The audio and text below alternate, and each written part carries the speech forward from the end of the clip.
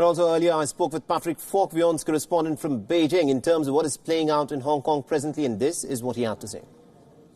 We were always expecting some unrest today. The protesters had made that clear that would happen, and typically there are rallies every year on SAR Establishment Day, but this is certainly, as you say, something unprecedented. The protesters turned up very early indeed this morning and blocked a main road with barricades before police showed up with pepper spray and batons to try and clear them, and the protesters stood their ground with umbrellas, and they were wearing helmets, and we are told that some of them hurled objects at the police as well, and there were several police that had to be taken to hospital. We're told, there are reports saying that they had some kind of unidentified liquid sprayed at them, so that's rather concerning. But look, these protests are likely to continue. As we know, this is the first time today that the chief executive has come out to make an appearance in public since she made that public apology on June 18th. And there's really not been any sort of quiet since then. The protesters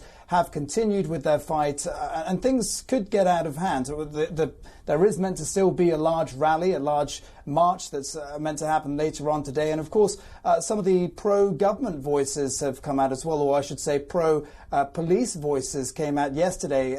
Tens of thousands of them came out in support of the establishment. So that's a concerning situation if both sides were to clash with one another.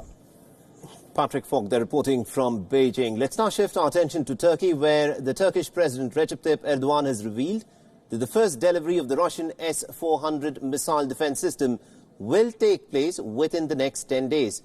Now, Erdogan was also certain that Turkey would be able to resolve the disagreements with the United States caused by the S-400 deal. Now, speaking at a news conference after the G20 summit on Saturday, the Turkish president insisted that Washington would not impose any sanctions over the purchase of Russia's S-400 missile systems.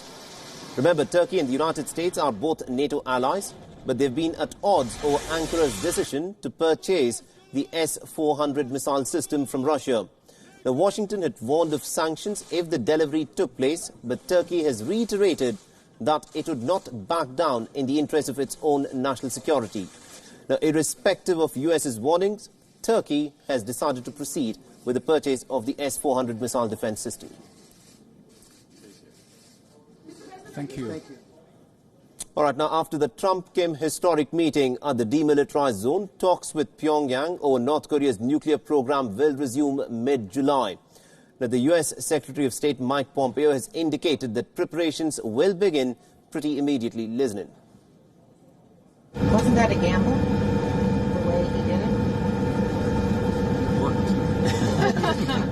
Mr. Secretary, what did you hear from Chairman Kim that makes you think they're ready to deal? Well, I don't want to say too much about that. I'll leave the President to talk about the substance of the conversation, since it was from the American side, just he and I in the meeting. I'll leave to him to talk about the things he didn't share already. But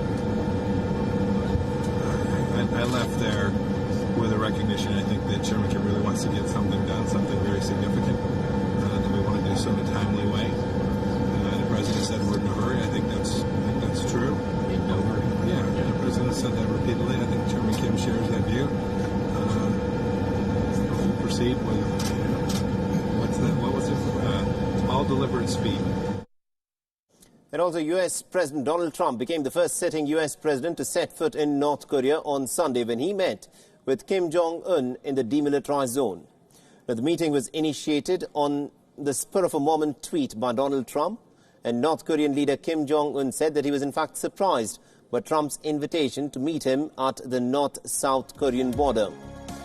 But what also needs to be reiterated, despite the symbolism and despite the photo opportunity, the two countries are still no closer to narrowing down the gap between the positions that they had held since the time that Donald Trump walked away from the summit in February in Vietnam. Now, the second summit that was held in Hanoi in Vietnam, remember, had broken down after the two sides had failed to reach an agreement in terms of when the U.S. sanctions on North Korea would be lifted.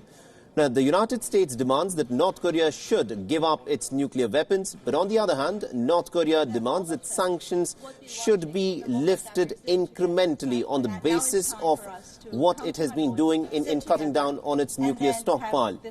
In the meanwhile, the Japanese Prime Minister Shinzo Abe has said that Japan will continue to support the United States and North Korea's processes. He wished for talks between Donald Trump and Kim Jong-un to result in positive developments.